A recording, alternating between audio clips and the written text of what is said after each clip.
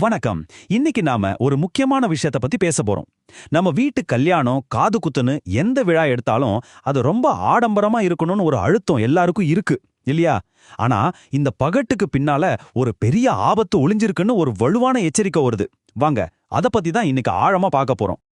இந்த விஷயத்தை விளக்க வர்றவங்க ஒரு வார்த்தையை பயன்படுத்துறாங்க பாருங்க, கூத்து. அதாவது நம்ம குடும்ப விழாக்கள்லாம் உண்மையிலேயே சந்தோஷத்துக்கான கொண்டாட்டமா இருக்கா, இல்ல மத்தவங்க பார்க்கணுங்கிறதுக்காக நடத்துற ஒரு கூத்தா மாறிடுச்சா? யோசிச்சு பார்த்தா இது நம்ம எல்லார் மனசுலயும் இருக்கிற ஒரு கேள்விதான் இல்லையா? பாருங்க, இந்த முழு பேச்சோட ஆணிவேரே இந்த ஒரு வரிதான். இது ஏதோ சாதாரணமா சொல்ற ஒரு அட்வைஸ் கிடையாது. ஆடம்பரமா வாழறதுக்கும் வறுமை வர்றதுக்கும் நேரடி சம்பந்தம் இருக்குன்னு ஒரு ஆழமான ஆன்மீக வழிகாட்டுதல் இங்க கொடுக்கப்படுது. சரி, அப்போ இந்த எச்சரிக்கையோட மையத்துல இருக்கிற அந்த முக்கியமான பிரச்சனை என்ன? அதுதான் ஆடம்பரம். வாங்க முதல்ல அத பத்தி சரியா புரிஞ்சுக்குவோம். ஆடம்பரம்னா என்ன? அது சும்மா நிறைய காசு செலவு பண்றது மட்டும் இல்ல.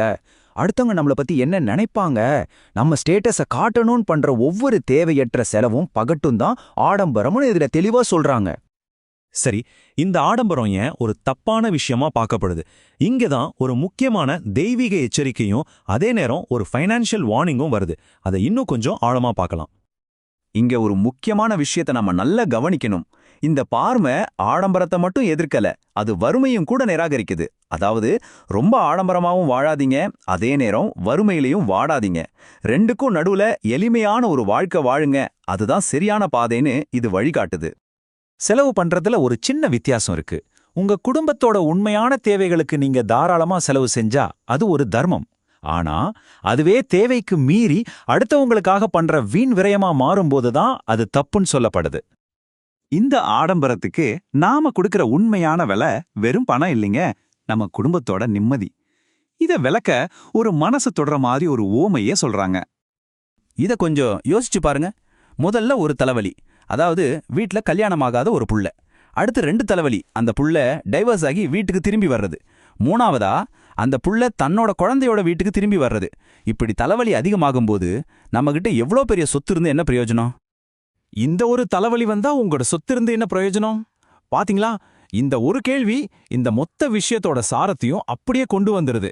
எவ்வளவு பணம் சொத்து இருந்தாலும் குடும்பத்துல நிம்மதி இல்லைன்னா எல்லாமே வீண்தானே. சரி, இந்த மாதிரி குடும்ப பிரச்சனைகள், பண கஷ்டம், இதுல இருந்தெல்லாம் தப்பிக்க என்னதான் வழி? ஆடம்பரத்துக்கு பதிலா என்ன வழியை தேர்ந்தெடுக்கணும்னு இப்ப நாம பார்க்கலாம். இந்த ஸ்லைட்ல 2 வேற வேற உலகத்தை காட்டுறாங்க. ஒரு பக்கம் சோம்பேறித்தனம், மத்தவங்க கிட்ட கையேந்துறது, சார்ந்து இருக்கிறது. இன்னொரு பக்கம் போராட்டம், கடின உழைப்பு, நம்ம குடும்பத்தை நாமளே பாத்துக்கிறது. வறுமைக்கு எதிரா நம்ம போராடணுமே தவிர அதுல முடங்கிடக்கூடாதுங்கிறது தான் இங்க செய்தி. ஆமாங்க, சும்மா எளிமையா இருக்கிறது மட்டும் பத்தாது. வறுமை நம்மள நெருங்காம இருக்கணும்னா நம்ம அதை எதிர்த்து போராடணும். அந்த போராட்டத்தோட முக்கியத்துவம் தான் என்னன்னு இப்ப பார்க்கலாம். இங்க சொல்லப்படுற செய்தி ரொம்பவே பவர்ஃபுல். வெறும் பிரார்த்தனை மட்டும் பண்ணிட்டு இருந்தா பத்தாது.